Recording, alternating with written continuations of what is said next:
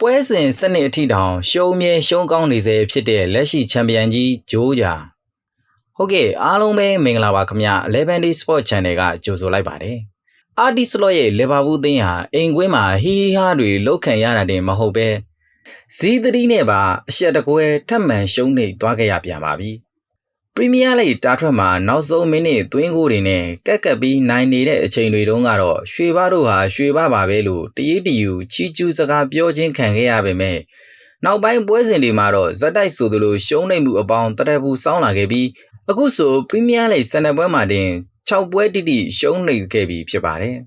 အဲ့ဒီပွဲစဉ်တွေထဲမှာတော့မဟာပြိုင်ဘက်တွေဖြစ်တဲ့ Manchester ညီနောင်နှစ်သင်းအပြင်အခု Forest တို့ရဲ့တောနယ်ကြီးထဲမှာပါခေါင်းမဖော်နိုင်အောင်ဂိုးပြက်နဲ့ရှုံးနေခဲ့ရပါတယ်။နောက်တစ်ချက်ကတိုက်စစ်က18ဂိုးသာရရှိထားခဲ့ပေမဲ့ခံစစ်ကဂိုး20အထိပေးထားခဲ့ရတဲ့ကြောင့်ဗန်ဒိုက်ကိုနာတီနဲ့အရင်နှစ်တွေကလေးမတိုးခံစစ်တွေကဒီနှစ်မှာတော့အယိုအပေါက်တွေနဲ့တော်တော်လေးကိုကြာဆင်းသွားခဲ့ရပါပြီ။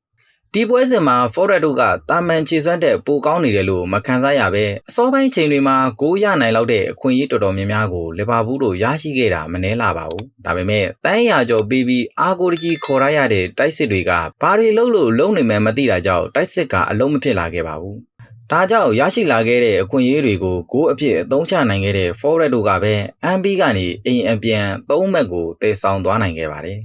ဒီဟာဒီလီဗာပူးအသင်းရဲ့အဓိကပြဿနာကဘာတွေဖြစ်နေမလဲကစားသမားတွေကအသင်းနဲ့အမဝင်လို့ပါဆိုတဲ့စင်ကြီးတစ်ခုတည်းကမလုံလောက်တော့ပဲအန်ဒီစလော့ရဲ့နီးပြူဟာတွေကအလုံးမဖြစ်ခဲ့သလို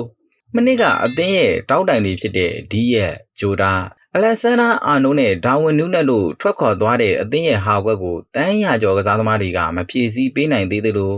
လက်ရှိအသင်းမှာအသက်အရွယ်ကြောင့်ခြေစမ်းတွေကြာဆင်းလာတဲ့ဗန်ဒိုင်းနဲ့မိုဟာမက်ဆာလာတို့ကြောင့်လီဗာပူးအသင်းဒီထက်နိုမနစ်ဖို့အရေးတကြီးဆုံးဖြတ်သင်ပြီးနီးပြစလော့ကိုထုတ်ပယ်သင်ပြီလားဘာတွေပြောကျွန်တော်တို့အားလုံးသိတဲ့ဂျိုးဂျာဆိုတာ MB ကွင်းမှာအနိုင်ယူဖို့မပြောနဲ့တမက်ရဖို့တော့မလွယ်တာကြောင့်လီဗာပူးရဲ့ဂျိုးဂျာတို့အရင်လိုအမြင့်ပြန်ဖို့ပြန်လဲရုံးထနိုင်ပါစေလို့တင်ဆက်ရင်းနဲ့နောက်ဗီဒီယိုတွေမှာပြန်လဲဆုံတွေ့ကြရအောင်ပါခင်ဗျာကြည့်ရှုအားပေးခဲ့တဲ့ဘော်ဒါအားလုံးကိုကျေးဇူးအထူးတင်ရှိပါတယ်ခင်ဗျာ